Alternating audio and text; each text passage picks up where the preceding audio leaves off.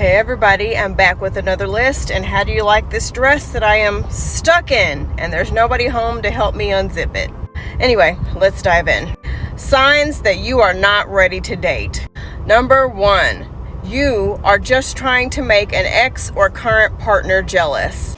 Unless previously agreed upon before you entered into the relationship, neither one of you guys should be doing any kind of dating. So if you are doing some dating right now, that's a good sign that you need to just go ahead and end that relationship. You are now pretty desperate to try to get your partner to treat you right, to show you some attention. It's just time to go ahead and just continue to date. Just go ahead and be single. He ain't the one. What's that saying that a lot of you might know? Don't let your current partner keep you from the love of your life. All right, number 2, you think it will heal you or solve your problems to be in a relationship. You're sad, you're lonely, you're touch-starved, you want to have a baby, you want to have a family. You think that having the perfect 2-parent household with a house and a dog or a cat is just going to solve all your mental health issues, solve your, how you see yourself, solve your financial issues. I'm trying to do everything within my power to not start laughing right now. You think that adding a man to your life is going to solve your mental health issues? And also, there's nothing wrong with wanting to start a family or to be married or anything like that. The issue comes when you're desperate for it. There's nothing romantic about being with someone because you're simply desperate for them, and anything is better than being alone. Gee, I'm with you because I couldn't be alone. I don't love you. I don't really give a shit about you as a person. I just don't want to be alone. And you showed me some attention. So you're pretty much who I'm going to be with. What the hell? Number 3, you're with someone because you need help paying the bills. I will never forget. This is years ago. My dad was talking to this woman and he just stopped talking to her. And I'm like, Dad, why did you stop talking to her? She's a great woman. And he said she didn't have her own place. She was still living with family. Now, my dad has his own house. His bills are paid. He's good.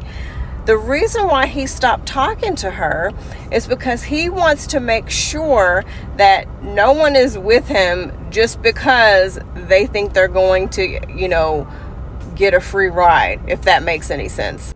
Bare minimum, whether you're male or female, after, college age, you need to have your own shit. I need to know that you're not with me because you think I'm finna give you rights to work, I'm finna give you money, you're finna live with me, and same with me. You need to be able to see that within me. Now, back to my dad, that's not to say that if they were to get together or whatever that he wasn't going to take care of her. Very much so. He just wants to know that out the jump, that's not what they're looking for from him. They need to be able to be in a position to take care of themselves. It's not out of desperation. It's not out of, taking advantage or whatever the case may be. Do y'all understand what I'm saying? One of my late family members always told me that bare minimum, that man needs to at least have what you have: car, place to live, the ability to financially support themselves.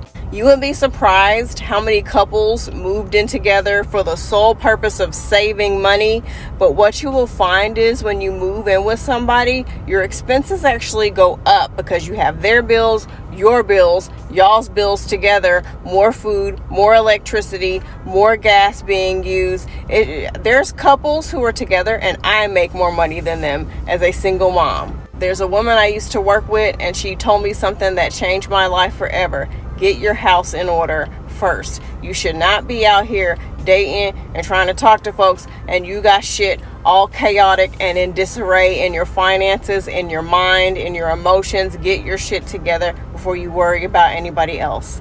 Number 4, you need someone to help you escape your chaotic home life. Let me guess, your mom and dad are arguing all the time, or you don't get along with the parent that you're living with, or you're getting abused, unfortunately, and the first guy that paid you some attention, that's your escape away from your house. Let me tell you something right now. I've had a lot of people just flat out admit, well, that's the only way I'm going to be able to leave here.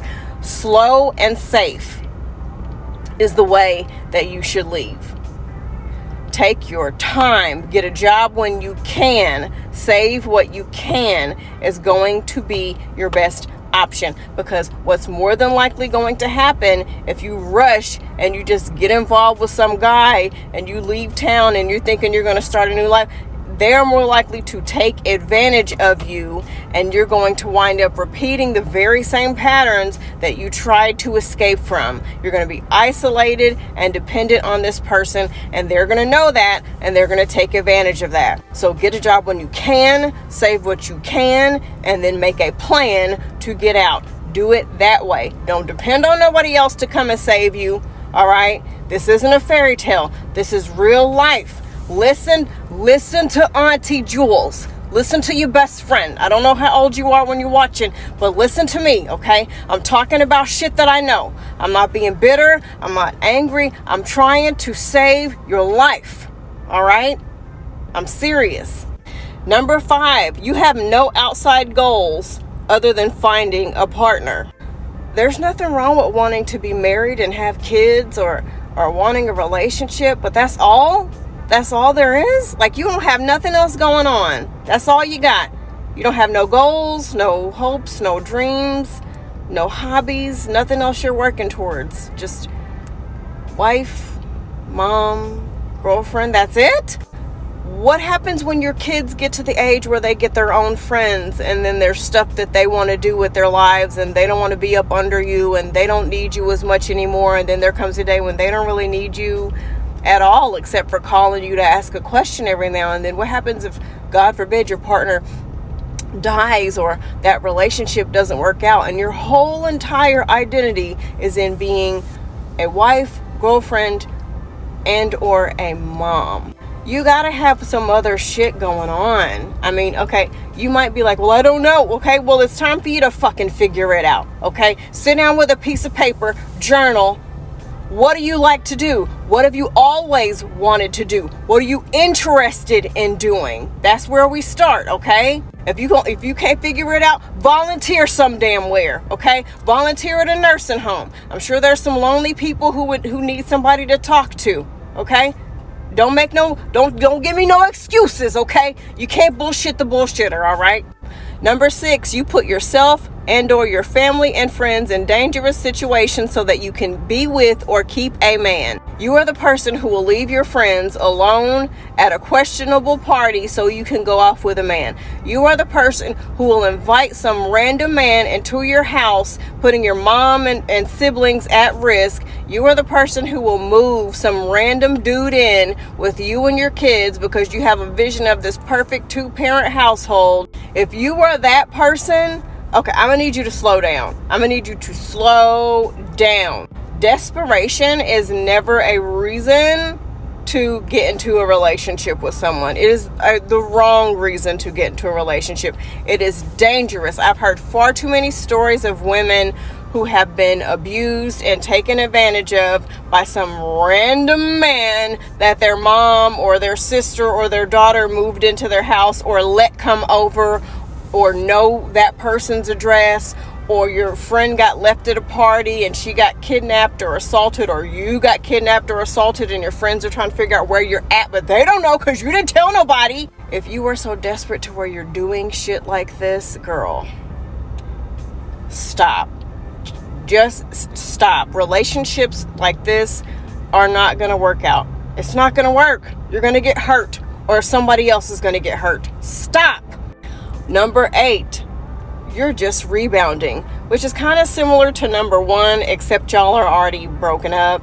I do not agree with this idea that the best way to get over another man is to get up under another, because that pain, the stuff you need to work on, is going to come back up with a bloody vengeance. Once that man leaves and you're sitting by yourself, you're driving to work, you're in the shower, you're going to have to deal with the shit that you're avoiding. So you might as well just sit in it, deal with it so you can heal instead of trying to avoid it. Stop trying to bring new people in so you can prove a point to yourself or so that you can fill a void. Let it be empty.